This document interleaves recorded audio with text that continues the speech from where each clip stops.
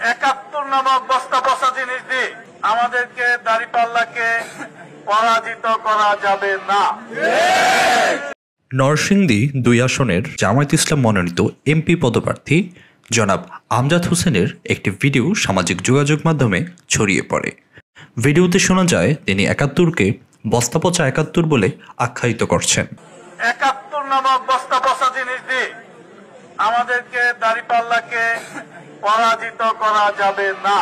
ভিডিওটি নিয়ে সামাজিক যোগাযোগ মাধ্যমে যখন বেশ সমালোচনা শুরু হয়, তখন আমজাদ হোসেন তার একটি ফেসবুক পোস্টে জানান, গত শনিবার মোটর বাইক র্যালি শেষে প্রদত্ত বক্তব্যের খণ্ডিতাংশ নিয়ে কিছু সোশ্যাল মিডিয়ায় উদ্দেশ্যমূলক অসৎ উদ্দেশ্যে অপপ্রচার করছে।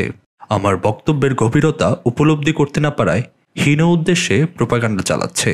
আমি বলতে চেয়েছি, ৭১-এর চেতনার নামে দেশবাসীর উপর বিগত ফ্যাসিস্ট সরকারের গুম, খুন, আয়নাঘর, গায়েবী মামলা দায়ের, মানবাধিকার লঙ্ঘন, দিনের ভোট রাতে ও ডামি নির্বাচন সহ নানা অপকর্ম চাপিয়ে দিয়েছিল।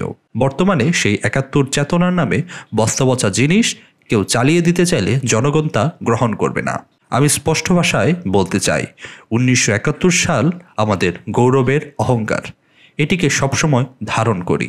৭১-এর লক্ষ্য বাস্তবায়নের জন্য জানবাজি রেখে মাঠে ময়দানে ভূমিকা অব্যাহত রাখছি। অতএব এ নিয়ে আর কোনো বিভ্রান্তি সৃষ্টি না করার জন্য সংশ্লিষ্ট সকলকে অনুরোধ করছি।